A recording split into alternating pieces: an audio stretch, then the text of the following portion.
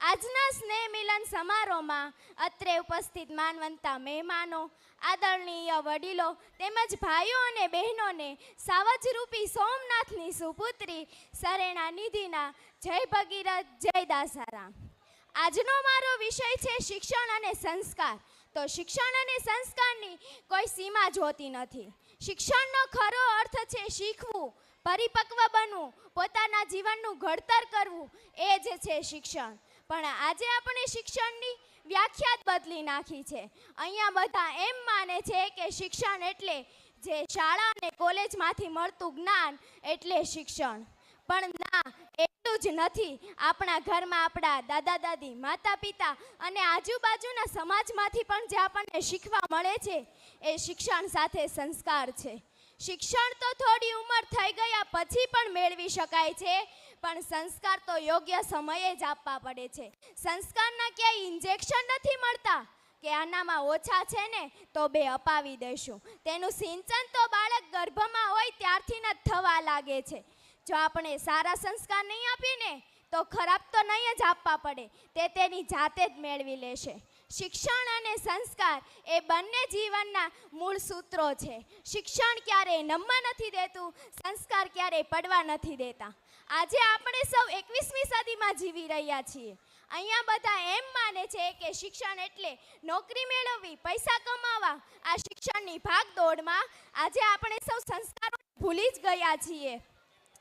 શાળા કોલેજમાં first class આવતો વ્યક્તિ એમના ઘરે જો કોઈ મહેમાન આવે ને તો તેમને કેવો આવકારો આપવો તેની સમજ નથી. પાણી આપવાની જગ્યાએ તે ગેમ રમે છે, તેની સમજ અહીંયા ઘટે છે. ડિગ્રીઓ તો તમે ચૂકવેલ ફીની રિસિપ્ટ છે, તમારો વ્યવહાર જ તમારી સાચી દિશા પ્રગટ કરે છે.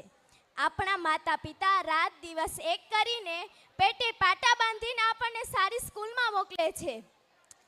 સવારના ચપ્પલ પહેરીને સાંજે ચપ્પલ કેમ ઉતારવા એ એક પિતાને જ ખબર હોય છે. સવારના દૂધ લેવાથી માંડીને દૂધ મેળવવા સુધીની તમામ જવાબદારી એક માતાની હોય છે. આપણને શિક્ષણ લેવા મોકલે ને આપણે શું કરીએ છીએ? એમણે શીખવેલા શિક્ષણની તાકાત એમના પર જ અજમાવીએ છીએ અને ગેરવર્તણૂક કરવા લાગીએ છીએ. મિત્રો, ખૂબ આગળ વધો, ડિગ્રી મેળવો, વિદેશ જાઓ, પણ આપણા સંસ્કારને નહીં ભૂલતા.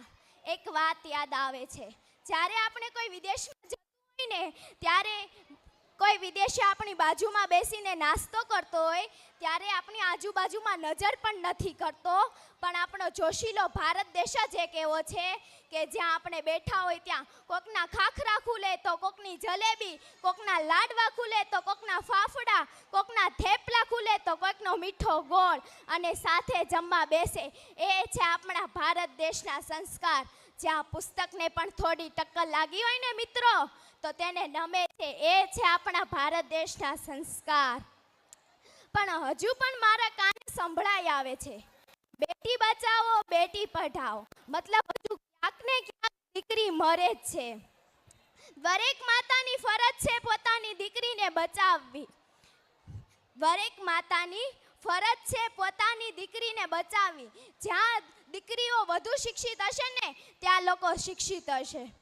હવે તમારે જ મારા પ્રશ્નનો જવાબ દેવાનો છે કે આપણા ગુજરાત રાજ્યમાં સૌથી વધારે સ્ત્રી સાક્ષરતા ધરાવતો જિલ્લો કયો છે?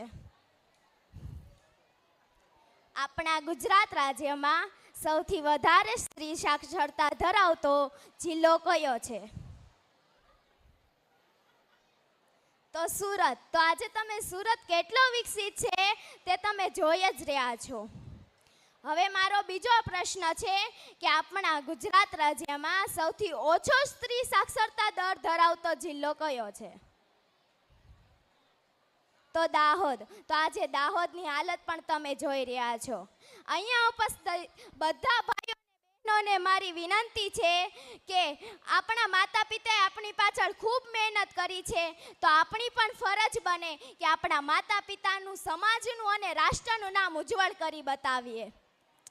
એક વ્યક્તિ કે જેમની પાસે સારી સારી ડિગ્રી છે, ધન સંપત્તિ બધું જ છે, પરંતુ તેમના ઘરે સવારે માત્ર સમાચાર પત્ર વાળો અને સાંજે માળી, તેમના બે સિવાય કોઈ બેલ જ નથી વગાડતું.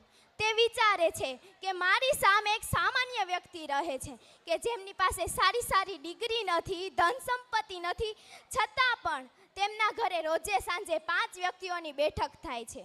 શા માટે? તો કે તેમનો આવકારો, તેમનું વર્તન, તેમના વ્યવહારને લીધે વ્યક્તિઓ આવે છે. તેથી તો કહેવાય છે, ભણ્યા પણ ગણ્યા નહીં. સંસ્કાર અને શિક્ષણ એ બંને આપણા જીવનના મુખ્ય અંગો છે. જો આપણને શિક્ષણ નહીં મળ્યું હોય ને તો આપણે નિરક્ષર રહીશું, પણ જો આપણને સંસ્કાર નહીં મળ્યા હોય ને તો આપણું જીવન પશુ સમાન બની જાય છે. પહેલાંના સમયમાં શિક્ષણનું મહત્ત્વ ઓછું હતું, ત્યારે આપણા વડવાઓ નિરક્ષર હતા, પરંતુ આપણા વડવાઓના જીવનમાં સંસ્કારની કશી કસર ન હતી. તેથી તો આપણને વારસામાં આટલા સંસ્કાર મળ્યા છે. સંસ્કારોને જાળવવા ખૂબ જરૂરી છે. એટલે અંતે હું એટલું જ કહીશ કે આપણે હજી આવતી પેઢીને સંસ્કાર અને શિક્ષણ બંનેનું સિંચન કરવાનું છે. ધનથી સગવડો ખરીદી શકાય છે, પરંતુ સંસ્કારો નથી ખરીદી શકાતા. જય ભગીરથ, જય